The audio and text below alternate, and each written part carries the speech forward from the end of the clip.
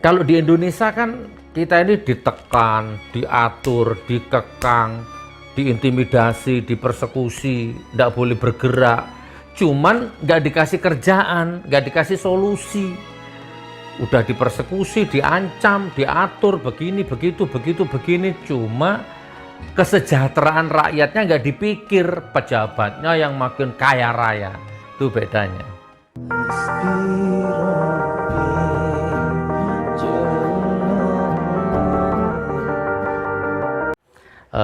Hari ini hari Rabu 13 April 2022 saya sedang melakukan syafar, rencananya sih Singapura, Malaysia ya, dan beberapa negara lainnya ya. Kita lihat situasi dan kondisinya. Dan nanti pulangnya kita akan transit ke Batam, baru kita balik lagi ke Malang. Tadabur alam, tadabur alam, refreshing pikiran, mencairkan urat saraf yang beku, melihat dunia lebih luas gitu. Jadi berusaha menyadap gelombang cakrawala di luar Indonesia gitu ya. Luar biasa, seharian tadi jalan-jalan di Singapura ada berapa ya? Ada 2 poin yang saya dapat. Yang pertama, di sini tiga poin. Di sini satpam dan office boy, cleaning service itu per bulan 30 juta. 30 juta. Walaupun umurnya di atas 50, 60, 70, 75 tahun, di sini 80 tahun, di sini masih bisa bekerja sebagai satpam, sebagai office boy. Dengan gaji 30 juta sebulan. Jadi walaupun usianya sudah tidak produktif, duduk saja di depan gedung, itu gajinya 30 juta. Kebetulan tadi saya naik mobil, nggak tahu kenapa ID card-nya itu error, kan biasanya otomatis kebuka palangnya itu. Yang tadi itu error, datanglah itu satpam itu, udah tua, sepuh, datang membetulkan itu. Dan itu gajinya 30 juta. Subhanallah. Nah, saya tanya, ngobrol ngalor ngidul, kesimpulannya begini. Jadi pemerintahan Singapura ini bukan hanya mensejahterakan kaum muda atau kaum milenial, tetapi kaum tua, bapak-bapaknya, kakek-kakeknya pun disejahterakan supaya walaupun sudah tua, walaupun sudah tidak produktif, dia nggak merepoti anaknya gitu. Anaknya juga nggak merasa direpoti oleh orang tuanya. Itu poin pertama. Satpam, office boy, security, apa-apalah 30 juta gajinya sebulan. Yang kedua ini kalau ini sudah umum ya, sama-sama tahu kita ya. Di sini tuh mobil, apartemen semahal apapun, terutama mobil ya, mau harga 1 miliar, mau harga 2 miliar, mau harga 3 miliar, tetap peraturan undang-undangnya hanya berumur 10 tahun. Ketika sudah berumur 10 tahun, maka mobil itu sudah harus, nggak tahu tuh, dihancurkan atau diambil atau bagaimana, harus beli yang baru. Nah, saya dulu sering waktu masih koleksi mobil bekas itu selalu onderdilnya tuh beli di Batam. Karena dulu mobil-mobil yang baru yang buangan Singapura itu kan dibuang ke Batam tuh, diambil onderdilnya. Tapi sekarang saya dengar tadi sudah tidak ke Batam, tapi ke Afrika, kemana-mana gitu. Mobil semahal apapun cukup 10 tahun masa pakainya di Singapura ini, Masya Allah ya. Artinya memang luar biasa.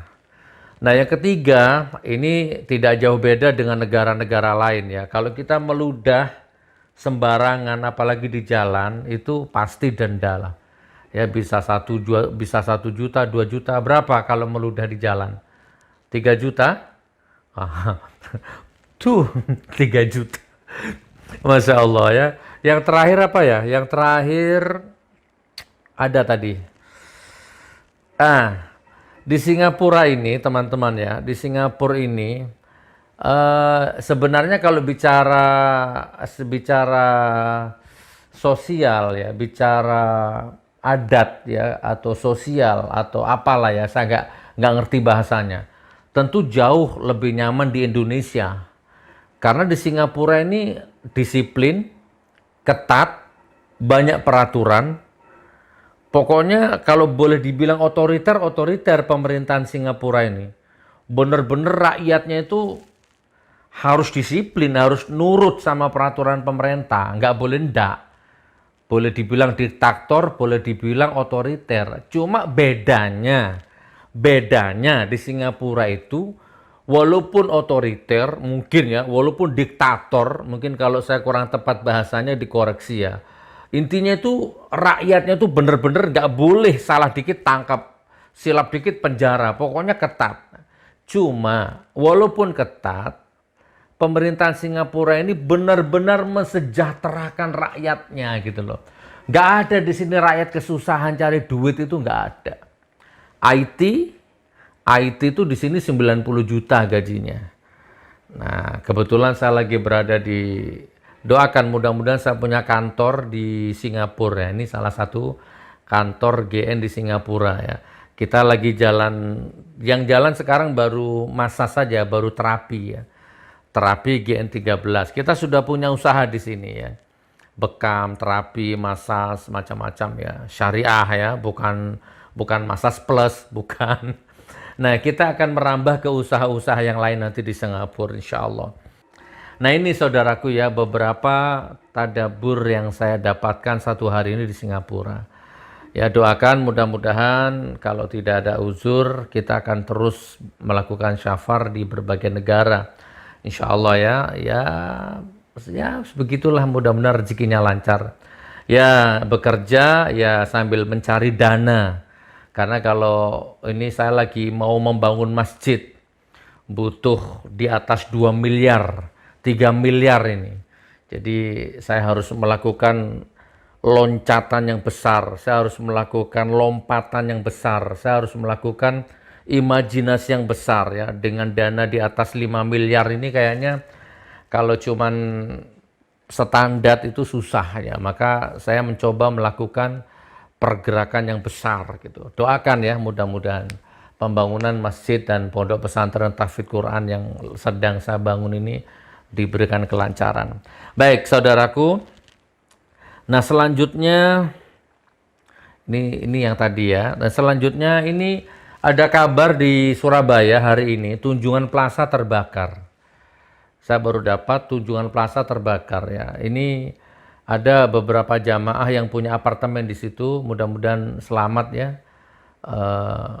Bahkan Dokter Amira juga punya apartemen di situ, mungkin mudah-mudahan tidak jauh dari area situ. Semoga selamat, tidak ada apa-apa.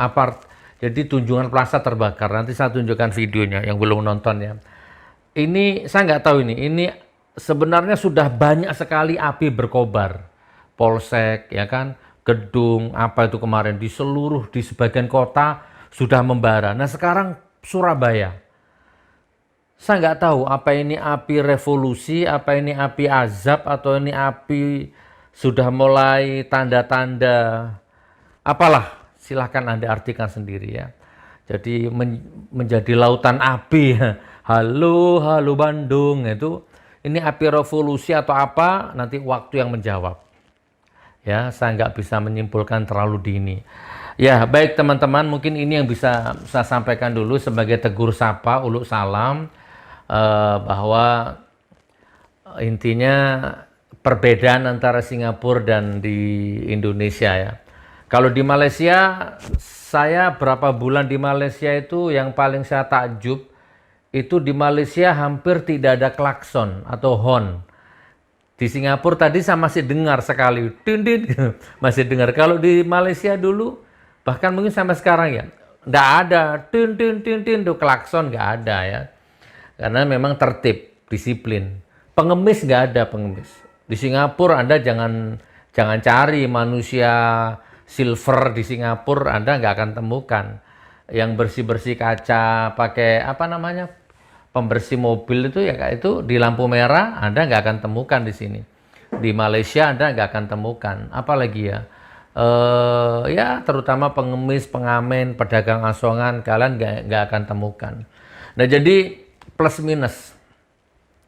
Ya jadi di Singapura ya cuman ya itulah ya. Ya apa-apa wong namanya lebih baik hujan lebih baik hujan apa patah itu lebih baik hujan kalau dulu ya lebih baik hujan batu di negeri sendiri daripada hujan emas di negara orang lain ya. Saya sih berharap mudah-mudahan lebih baik hujan permata di negeri sendiri daripada hujan tembaga di negeri orang. Lebih baik hujan emas berlian permata di negeri sendiri daripada hujan batu cadas di negara orang. Itu lebih baik seperti itu. Ya kita doakan mudah-mudahan. Singapura ini apa sih coba? Pertanian nggak ada. Nggak ada di sini, kecil. Jadi kalau ujung barat, ujung timur, kalau Anda mau keliling, Anda tempuh itu ya kurang lebih 1 jam lah.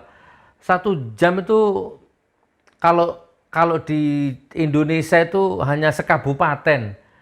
Ya, Singapura ini masih lebih besar Probolinggo. Probolinggo itu kan dari barat perbatasan Nguling, ya kan? Nguling ke timurnya sampai perbatasan Situbondo itu, PLTU itu. Ya, barat timurnya. Kalau selatan utaranya kayaknya di Kelakah itu, ya sampai ke Mayangan itu. Singapura ini kecil, masih besar Probolinggo. Ya kan? Apalagi dengan Surabaya nggak ada apa-apanya. Nah tapi kan subhanallah gitu ya. Makmur, rakyat sejahtera. Ada plus minus ya. Di sini ya namanya orang, di sini kan etosnya kan kerja. Kerja. Jadi berangkat pagi pulang malam. Hampir tidak ada kesempatan untuk ngobrol sama tetangga karena memang tidak ada tetangga kan, rata-rata hidup di apartemen itu. Nggak ada ngumpul ngerumpi nyari kutu itu di sini nggak ada teman-teman. Oke, mudah-mudahan tadabbur hari ini, ngaji hari ini ada manfaatnya.